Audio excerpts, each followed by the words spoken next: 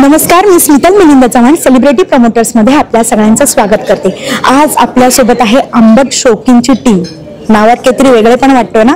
चला तर मग विचारूया, ही सगळी टीम आपल्यासोबत आहे आणि सगळी अगदी आंबट गोड अशी म्हणूया टीम आपल्यासोबत आहे।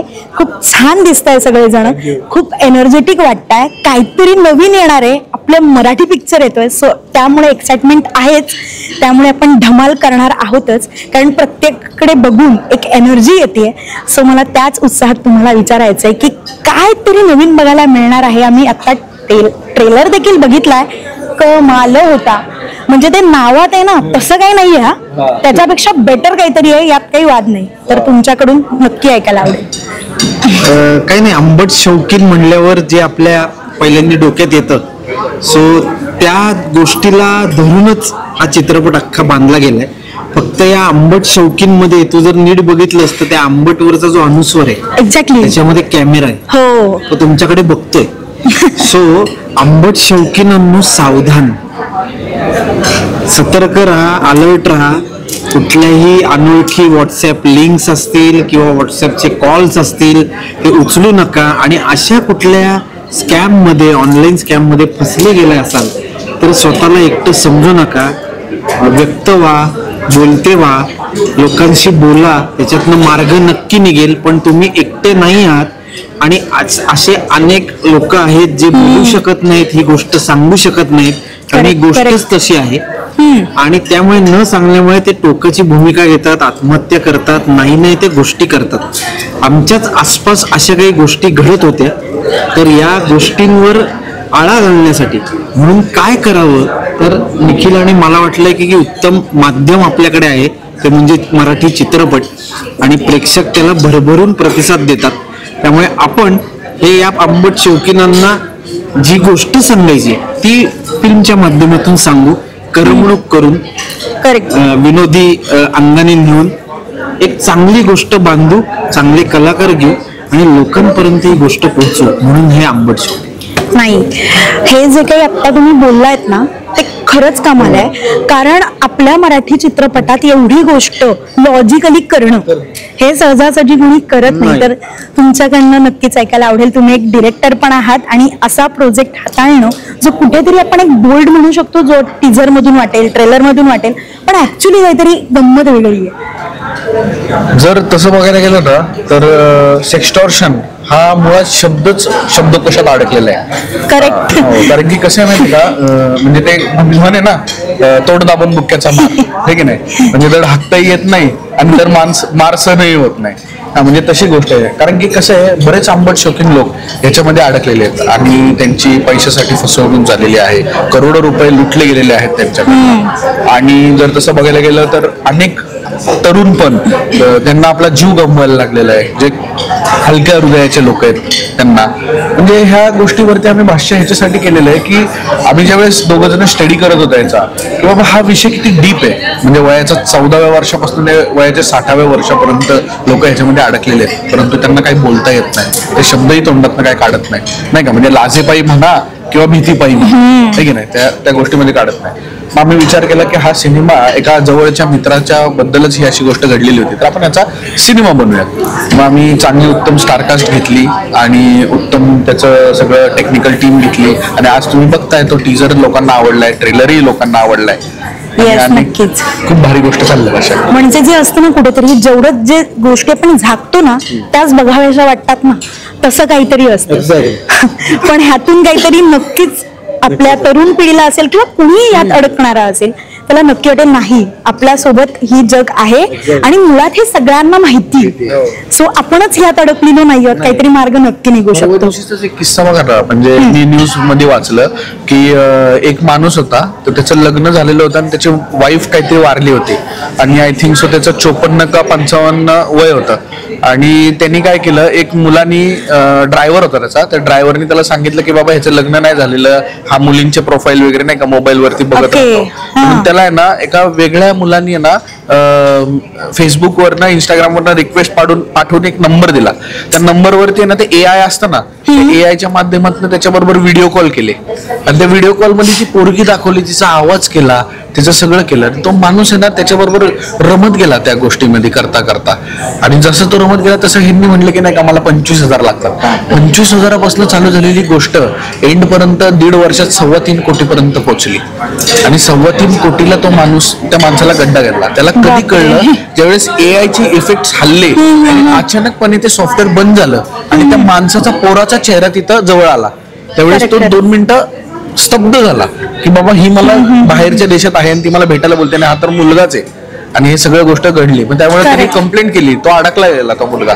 परंतु ते काय झालं शेवटी, म्हणजे खूप डेंजरस गोष्ट आहे त्याचा. म्हणजे एखाद्या तंत्रज्ञानाचा कुठेतरी चांगला वापर करून काहीतरी करण्याऐवजी ह्या अशा गोष्टी घडतात आणि त्या आपल्या इथे घडतात, हे खूप शॉकिंग आहेच. आता एखादा मूवी म्हटला, पिक्चर म्हटला की त्याच्यात पात्र आली, मग कॅरेक्टर, कोण हिरो हिरोईन असेल, हे सगळे प्रश्नारे आपल्याला प्रश्नही पडतातच. बाबा हिरो कोण असेल, हिरोईन कोण असेल. तर हे बघा, हे असे खूप छान मंडळी आपल्या सोबत आहेत. तर आपण आता त्यांच्याशी बोलणार आहोत. एकदम गोड दिसत आहेत हे जे नवीन कलाकार दिसत आहेत ना, यांची एनर्जी अशीच नवीन असणार आहे. तर तुझं पात्र काय आहे आणि काय वेगळेपण जाणवलंय तुला हा पिक्चर करताना, ते तुझ्याकडून ऐकायला आवडेल. अंबट शौकीन या सिनेमामध्ये मी अस्मिताचं पात्र केलेलं आहे.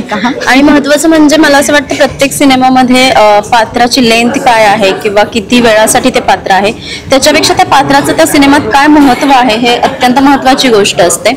आणि ह्या सिनेमामध्ये अस्मिता प्ले करताना मला खूप मजा आली, कारण ह्या सिनेमाला एक वेगळा टर्निंग पॉईंट मिळतो त्या पात्रामुळे. आणि मला असं वाटतं आता की आपण डिजिटल मीडियामध्ये आहोत, सोशल मीडियाचा अत्यंत वापर केला जातो. सो त्याचा जेवढा चांगला उपयोग केला जातो तितका दुरुपयोग सुद्धा केला जातो. सो ह्या अशा छोट्या छोट्या गोष्टींवरती भाष्य करणारा हा सिनेमा आहे. आणि फायनली हा सिनेमा आज ट्रेलर लॉन्च झालाय. सो तुम्ही पाहिला नसेल तर नक्की ट्रेलर पहा. आणि ह्या सिनेमातली गाणी सुद्धा अत्यंत सुंदर आहे. आणि आपल्या महाराष्ट्राची लाडकी गौतमी पाटील हिचं हे गाणं आहे, त्यामुळे आवर्जून तुम्ही ते गाणं बघा आणि जमेल तेवढं शेअर करा. आणि 13 जूनला नक्की तुमच्या जवळच्या चित्रपटगृहात का अंबट शौकीन. येस. आता एक सोज्वळ गोड असा चेहरा आपल्या समोर येणार आहे, जो आपल्याला असं वाटत असेल पण त्यालाच विचारूया, तो चेहरा खरंच असा आहे का, की ह्यात काही तू जे पात्र केलंस त्यात काही नवीन अनुभवलंयस? मी तसाच आहे. मी आधीपासून असं शांत, सोज्वळ आणि छान असाच आहे. सो मला ते पात्र करताना पण त्यामुळे फारच सोपं गेलं की मी तर जसा आहे साधा सरळ तसंच मला ते प्ले करायचं होतं. तर तसंच मी या सिनेमात केलंय की आपल्या आजूबाजूला बरीच लोक असतात की ज्यांना बरेच प्रॉब्लेम्स असतात. आमच्या वयाची, आमच्याहून लहान वयाची मुलं असतात की ज्यांना असे प्रॉब्लेम्स असतात जे ओपनली तो प्रॉब्लेम शेअर करत नाहीत. आणि त्यामुळे मग तो साठून पाहिलं पाहून तो कधीतरी बस्ट होतो. सो त्याचं करायचं काय हे त्यांना माहीत नसतं. तर अशा मुलांना एक गायडन्स किंवा एक त्यांना सोल्युशन ओरिएंटेड किंवा एक होप दाखवण्यासाठी म्हणून आमचा सिनेमा आहे. तर असं काही तुमच्याबरोबर झालं तर अजिबात घाबरून जाऊ नका. अशा मित्रांना 13 जून तारखेला थिएटरमध्ये घेऊन या आणि त्यांना अंबट शौकीन हा सिनेमा दाखवा. थँक्यू. येस. आता एखादं कॅरेक्टर म्हटलं आणि एखादी मुलगी आहे आणि ती नवीनच चेहरा आपल्या समोर येणार आहे आणि तो असा येणार आहे ना की हॉट असं म्हणायला हरकत नाहीये. तिलाच विचारूया हे पात्र करताना तिला काय चॅलेंज जाणवले? चॅलेंजेस तसे खरंच होते, कारण की अक्षय आणि निखिलने दोघांनी ही स्टोरी लिहिली आहे. तर नेहा हे पात्र मी करते. नेहा कशी असेल, ती दिसायला कशी असेल, तिचे कपडे कसे असतील, तिचं चालणं कसं असेल, तिचं बोलणं कसं असेल, तिच्या आवाजात एक मादकता असेल. तर डेफिनेटली माझं डिरेक्टर निखिल वैरागर आणि अक्षय टंकसाळे या फिल्मचे निर्माते या सगळ्यांची मेहनत आहे नेहा हे पात्र बनवण्यामध्ये आणि ते मी साकारण्यामध्ये. तर येस, विषय खूप सेन्सिटिव्ह आहे या फिल्मचा. जेव्हा प्रश्न अब्रूवर येतो, ज्या ऑनलाईन स्कॅममुळे पुरुषांच्या अब्रूवर जो प्रश्न निर्माण होतो, तर बरेचसे पुरुष आत्महत्येचा मार्ग निवडतात, तो त्यांना अंतिम आणि सोपा मार्ग वाटायला लागतो. तर ऑफलाईन कमवलेली अब्रू सुद्धा धोक्यात येते या ऑनलाईन स्कॅममुळे. तर डेफिनेटली असा विषय समाजापर्यंत पोहोचवण्यात माझा काही हातभार लागत असेल, I feel I am lucky to do this. Thank you. हळूहळू नाही त्यांचं तिथे घेते. येस. तर आता ह्या टीम बरोबर आपण गप्पा मारल्याच आहात. खूप मजा आली यांच्याशी बोलताना. खरं तर खूप सारे प्रश्न पडलेत आणि जे आपल्याला नक्कीच चित्रपटातून बघायला मिळणारच आहेत. तरी देखील या नावावरून एवढी हिंमत केलेली आहे जो आपण मराठी चित्रपट सगळ्यांसमोर आणतोय, तर हे नक्कीच सक्सेसफुल होणार आहे. तर तुम्हा सगळ्यांना शुभेच्छा. जाता जाता आपण आपल्या रसिक प्रेक्षकांना काय सांगून जाल हे थोडक्यात सांगा. तुम्ही इथे या बाबा. येस. समस्त आंबट शौकीन टीम कडून तुम्हाला एकच आव्हान आहे की 13 जूनला चित्रपट घेऊन आलेलो आहे. आंबट शौकीन नाव म्हणल्यावर आपल्या डोक्यामध्ये ज्या ज्या कल्पना येतात त्या सगळ्या कल्पनांना धरून असा एक उत्तम चित्रपट बनवलेला आहे. आंबट शौकीनांनो सावधान असं खरं तर विधान आम्हाला करायचंय, पण ते आम्ही चित्रपट पूर्ण झाल्यानंतर आत्ता म्हणू शकतोय आणि ते आम्ही चित्रपटात मांडलंय ते तुम्ही बघावं अशी आमच्या सर्वांची इच्छा आहे. त्यामुळे 13 जून पासून संपूर्ण महाराष्ट्रभर हा चित्रपट प्रदर्शित होत आहे. त्यामुळे तुम्ही सगळ्यांनी जावं, फॅमिली सकट जावं. त्यामध्ये एंटरटेनमेंट आहे, ड्रामा आहे, कॉमेडी आहे, सस्पेन्स आहे, सगळं आहे आणि एक सामाजिक संदेश पण आहे जो आम्हाला मेन या सगळ्या चॉकलेटमध्ये मेन चॉकलेट ते आहे आणि रॅपर म्हणजे या गोष्टी आहेत. त्यामुळे हे चॉकलेट प्रत्येकाने खावं आणि आम्हाला सांगावं की या चॉकलेटची टेस्ट तुम्हाला कशी होते. नक्कीच. Thank you. Yes, thank you so much. खूप साऱ्या शुभेच्छा आणि खूप सारं अभिनंदन. All the best. Thank you so much. Yes.